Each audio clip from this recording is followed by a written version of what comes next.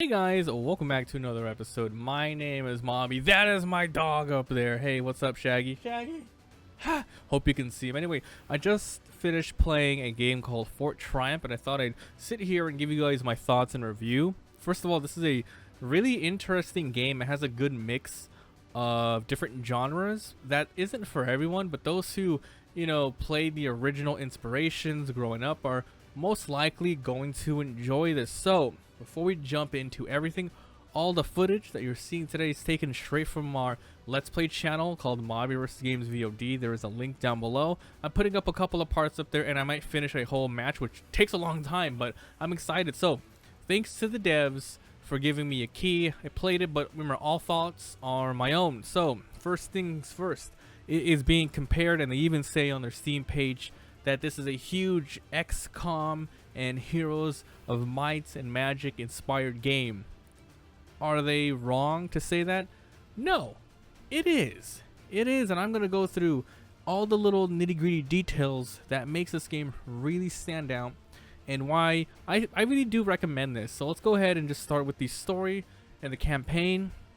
There are 4 factions. There's humans, goblins, undead, and some sort of like stony people, really like nature-ish type of people. And pretty much if you care about the story, there isn't much there. It's primarily just war, capturing, pillaging, etc. If you've played Warcraft, Might and Magic, it's all about 4x combat, 4x exploration.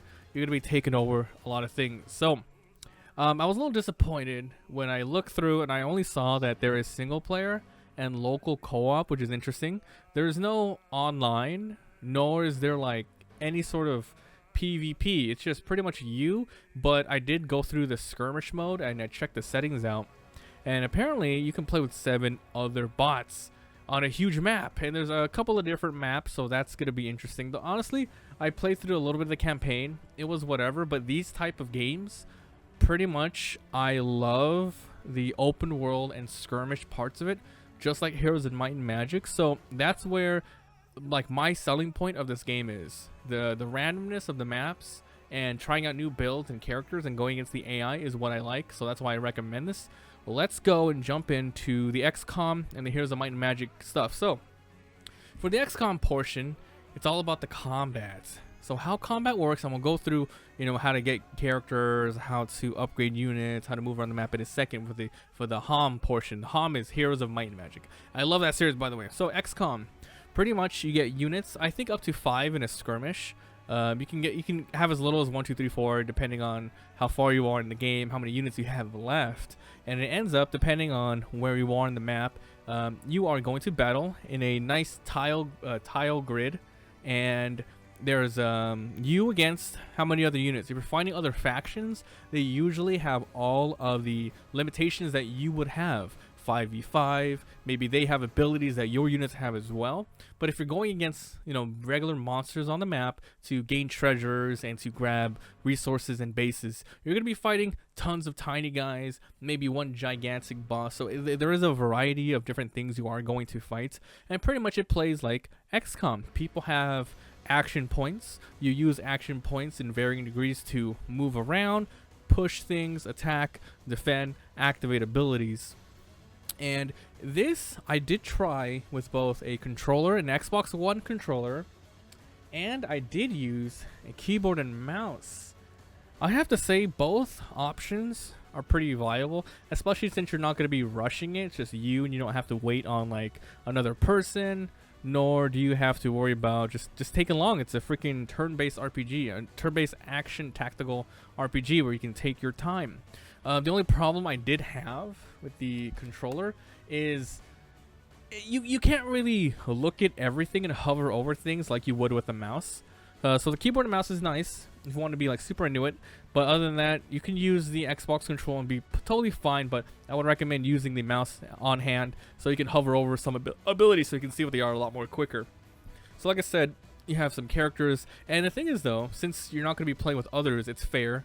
So it's not like one person goes, another person goes, another person goes. It's all you move, use all your AP, And you can move maybe one character with 2 AP, switch to another one, use 1 AP, switch back to that first character with 1 AP left. And there's a lot of little nuances here. This game tries to like really pushes that their big like combat difference that they have on most, and this is actually pretty cool. It's environmental manipulation. There is even something called a physics statistic where you can increase and decrease and start pushing things around. You can knock trees over, you can push enemies into walls, into stones, knocking enemies into each other, grappling hook a tree and knock it down, pretty much stunning enemies. Stunning them, not only will you do damage through the environmental stuff, but then you also prevent them from using offensive abilities for that next turn. So it really focuses on, okay, if I can't defend my guys this turn, at least I'll try to stun as much as I can.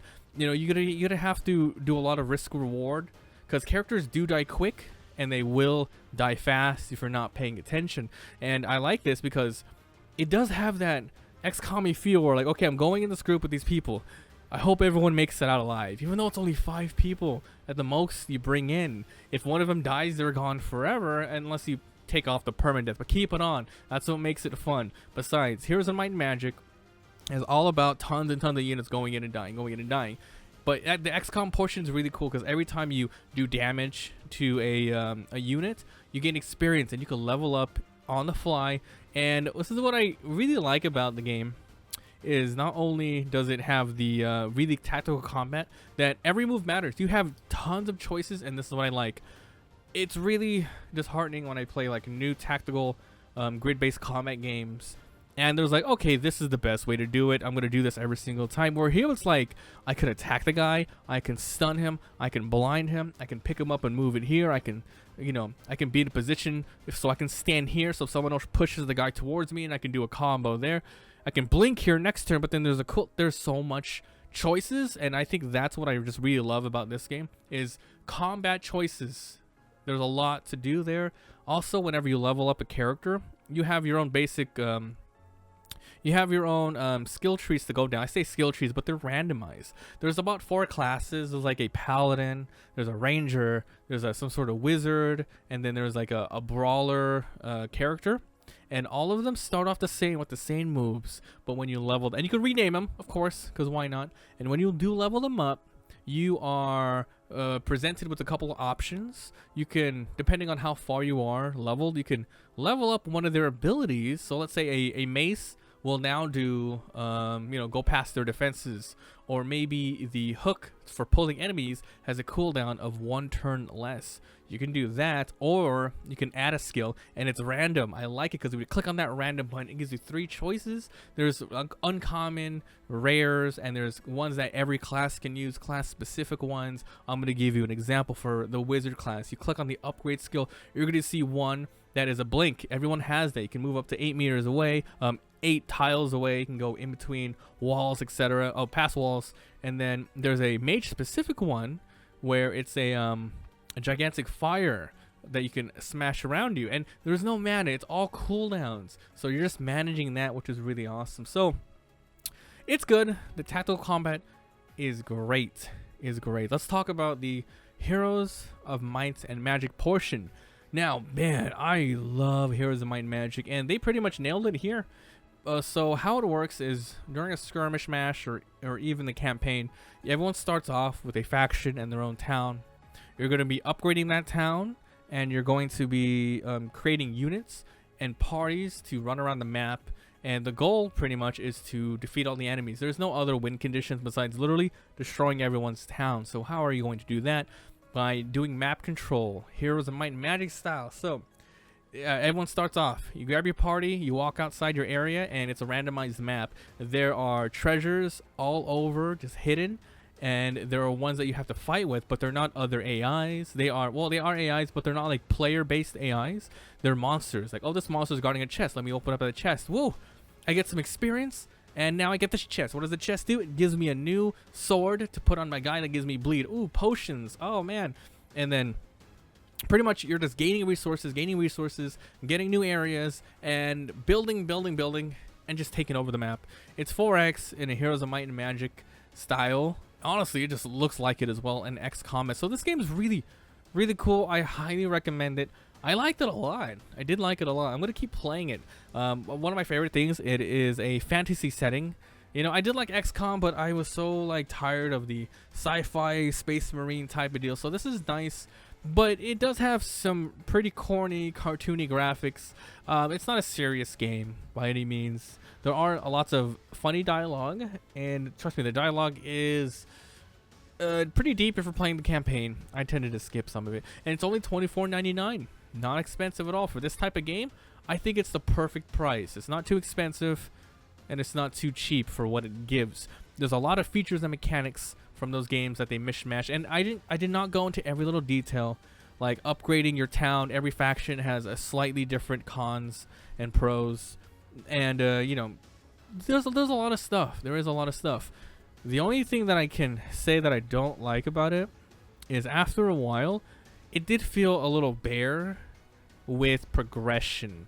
And I mean like specifically character progression. Your characters can get to like level 15, and if they die, they're gone. But I'm saying like you only have choices of 4 different classes, and then they just slightly differ every single time. So, I mean, I guess they're meant to feel that way because they're supposed to be like disposable units. But I would have loved to see like 10 different types of characters with so many different more stuff, but then it'd kind of be hard to balance out. And every faction has the same thing. So goblins also have their mace character.